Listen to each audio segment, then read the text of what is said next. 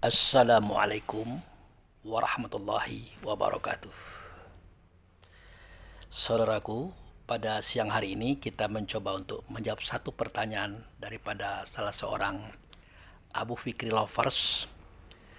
Di sini beliau bertanya kepada kita, ya bunyinya begini. Assalamualaikum warahmatullahi wabarakatuh Pak Ustadz. Waalaikumsalam. Mohon bertanya, bagaimana cara belajar ilmu tasawuf? Mohon dibantu menjelaskannya dan zikir apa yang dipakai dalam ilmu tasawuf. Terima kasih. Nah, itu. Jadi beliau ini bertanya kepada kita bagaimana cara belajar ilmu tasawuf. Ya, kita akan merujuk kepada Nabi Muhammad Rasulullah Sallallahu Alaihi Wasallam. Nah, bagaimana Nabi Muhammad untuk mendapatkan pengetahuan-pengetahuan kerohanian, spiritual, yang semua itu menjadi sebab beliau terpilih jadi Nabi dan Rasul. Nah itu. Nah, dalam ilmu tasawuf itu kita kenal ada 3 hal yang pokok. Pertama, tahali. Tahali itu artinya membersihkan diri. Itu tahali. Yang kedua, tahali. Artinya mengisi diri. Yang ketiga, tajalli. Artinya nyata keberadaan Allah dan Rasul pada Tuhan. Ya, kalau Allah dan Rasul saja nyata pada Tuhan, apalagi alam semesta, apalagi makhluk yang ada di dalamnya itu, sehingga kita bisa menceritakannya. Nah, kita masuk pada kalimat pertama, tahali. Tahali itu artinya membersihkan diri, membersihkan ruh dari segala sesuatu yang tidak baik pada diri. Nah, ini kan kita lihat daripada kisah Nabi Muhammad seketika mau pergi Isra wal Mi'raj. Ya kan? Dadanya dibelah. Dikeluarkan hatinya. Hati dibelah, dicuci. Dikeluarkan darah hitam di dalam hati. Nah, darah hitam dalam hati itulah yang disebut dengan hawa nafsu dunia syaitan. Itu dikeluarkan itu. Dibersihkan, dicuci. Nah, hawa itu adalah pantang kelintasan. Nafsu itu adalah pantang kerendahan. Dunia itu adalah pantang kurang. Syaitan itu adalah pantang kalah. Kalau sifat hawa nafsu dunia syaitan ini digabung 4 tadi, memunculkan 10 sifat. Ajib, ria, takabur, iri, dengki, hasud, fitnah, tamak, loba, dan sombong. 10 tambah 4, 14, muncul 3 sifat. Benci, dendam, dan menghancurkan. Nah, hati kita, kerohanian kita, diri kita harus bersih daripada 17 sifat itu. Harus bersih. Nah, momen pembersihan ini itu terjadi seketika kita berwudu. Itu. Kalau cerita 8 anggota wudu kan kita paham itu. Telapak tangan, mulut, hidung, muka, telinga, kepala, kaki. Tapi sejatinya itu adalah simbol daripada kebersihan yang di dalam diri. Itu. Makanya dikatakan alam nasroh laka sadrak. Adakah tidak aku melapangkan apa yang ada di dada kamu? Kata Allah dan Rasul pada kitab Quran. Kan ada kalimat itu. Itu adalah momentum di mana Allah dan Rasul mensucikan kita, membersihkan kita, mengeluarkan penyakit hati. Itu namanya tahli. Kemudian yang kedua, tahali. Mengisi diri ini dengan sifat-sifat terpuji. Nah, ini dicontohkan oleh Allah dan Rasul daripada cerita Isra Mi'raj itu. Setelah hati tadi dibelah, dikeluar kotoran hitam, dicuci, maka diisi dengan iman, Islam, tauhid, marifat. Baru ditauhidkan kembali hati beliau, hati Nabi Muhammad tadi. Nah, kita harus tahu apa itu iman, apa itu Islam, apa itu tauhid, apa itu marifat. Kita harus tahu. Nah, insya Allah nanti ini kita jelaskan pada cerita yang lain. Karena ini adalah short video atau video singkat. Harus tahu itu. Nah, takhali sudah tinggal tajeli, nyata keberadaan Allah pada Rasul pada Tuhan. Itu yang terjadi pada Nabi Muhammad seketika dia Isra wal Mi'raj. Khususnya seketika beliau menembus 7 langit bersama Jibril. Langit 1, langit 2, langit 3 sampai langit 7 hingga ke Sidratul Muntaha. Nah, di atas Sidratul Muntaha itu aras, disitulah berdialognya Nabi Muhammad Rasulullah Sallallahu Alaihi Wasallam kepada Allah. Artinya setiap langit pertama sampai ke langit-langit yang lain itu kan ditanya itu oleh penjaga langit, wahai Jibril, engkau datang hadir dengan siapa? Dijawab, dengan Muhammad. Maka terbukalah pintu pertama. Terus pintu kedua, pintu ketiga, pintu keempat sampai pintu ketujuh. Nah, sayang 1000 kali sayang kita mengartikan Muhammad ini kita terpukau dengan cerita dan kisah itu. Muhammad itu artinya orang yang membawa sifat terpuji. Sifat terpuji itu itulah sidik, amanat, tabligh, fatonah, itu pernah saya jelaskan. Jadi kita harus punya sifat terpuji. Namanya Ahmad. Isinya sidik, amanat, tabligh, fatonah. Kalau kita sudah bersifat dengan sifat itu, maka kita adalah Muhammad namanya.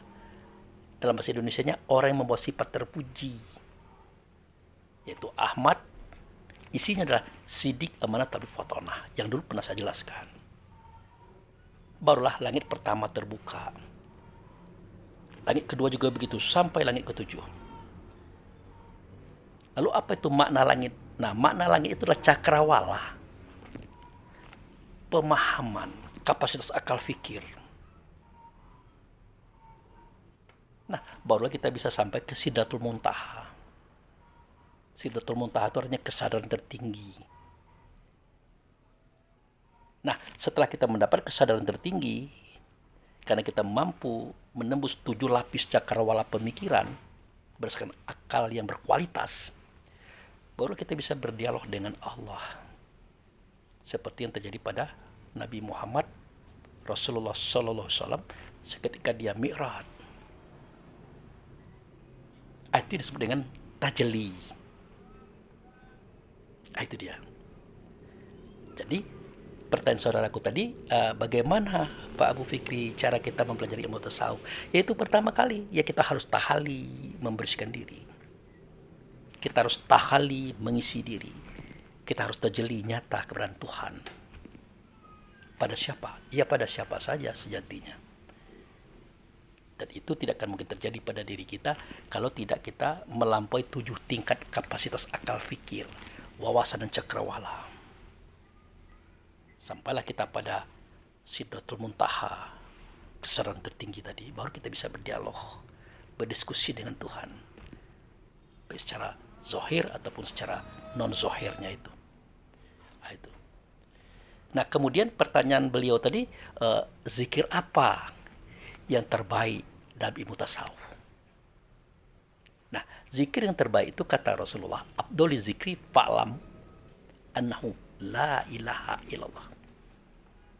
Seafdol, setinggi-tinggi, sesempurna-sempurna zikir itu adalah la ilaha illallah. Tapi ingat, ini zikir loh, bukan menyebut. Nah, yang kita lakukan selama ini adalah menyebut. Kita pakai tasbih, la ilaha illallah, la ilaha illallah, la ilaha illallah. Itu menyebut. bukan berzikir, bukan mengingat.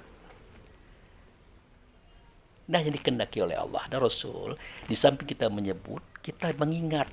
Karena sejatinya zikir itu mengingat, bukan menyebut. Apa itu mengingat? Iya, mengingat tidak ada zat, tidak ada sifat, tidak ada nama, tidak ada perbuatan, kecuali Allah lah dia. Jadi di alam semesta ini kalau kita lihat ada zat, ya, ada nama, ada perbuatan, itu Allah semua itu. Tapi nyata pada ciptaan, berupa zat, sifat, nama, dan perbuatan tadi. Allah semua itu. Allah itu kan nama. Nama tidak berbentuk, tidak berupa, tidak bersuara, tidak berkata, tidak sama dengan segala sesuatu. Nah, tetapi nama ini ada tempat nyatanya dia. Makanya dikatakan Allahu wajibul wujud. Allah itu wajib nyata. Di mana nyatanya Allah? Ya pada karya-karyanya, pada ciptaan-ciptaannya. Makanya dulu saya pernah mengangkat kisah ayah dan bunda. Allah lah yang menzohirkan kita, melahirkan kita. Allah lah yang mengasihi kita, menyayangi kita. Allah lah yang melindungi kita, menguatkan kita. Allah yang memberikan rezeki kita berupa makan, minum, pakaian, tempat, rumah, kendaraan, semua fasilitas. Termasuk Allah yang mendidik kita, mengajar kita. Semua kita percaya, semua kita mengakui itu. Tetapi kepercayaan dan pengakuan itu dalam bentuk kepercayaan biasa, pengakuan biasa, tapi tidak bisa kita buktikan. Karena kita tidak pernah terpikir bahwa Allah wajibul wujud, bahwa Allah itu wajib nyata adanya.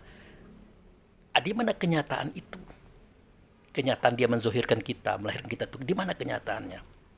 Dia mengasihi kita, melindungi kita, memberi kita rezeki, memberikan kita pelajaran dan ajaran. Ia pada ayah bunda. Itu. Ayah bunda lah yang melahirkan kita. Yang mengasihi kita, menyayangi kita, memberi kita makan, minum, pakaian, dan kendaraan serta tempat. Ayah bunda lah yang mendidik, menyekolahkan kita, membayar semua fasilitas kita untuk berpendidikan. Ayah bunda. Nah, lalu benarkah itu hanya ayah bunda saja? Tidak ada Allahnya di situ. Tidak benar. Yang benar itu adalah Allah lah yang melahirkan kita. Yang mengasihi, menyayangi kita, melindungi kita, memberikan fasilitas kita, mendidik kita, sehingga kita bisa menjadi orang hari ini. Allah. Tetapi melalui perwujudannya, yaitu ayah bunda. Makanya ayah bunda tidak boleh disakiti, disiksa, disengsarakan, tidak boleh. Kenapa? Nah, karena ridho Allah tergantung ridho ayah bunda. Murka Allah juga tergantung murkanya ayah bunda. Lalu apa hubungan ayah bunda dengan Allah? Yaitu tadi, Allah gaibnya, ayah bunda adalah zohirnya. Dan tidak bisa dipungkiri ini. Jangan coba-coba main-main dengan ayah bunda, kena kita. Makanya penderitaan yang paling dalam pada diri kita adalah seketika kita menyakiti Allah, menyakiti Tuhan. Loh, kok bisa begitu? Iyalah.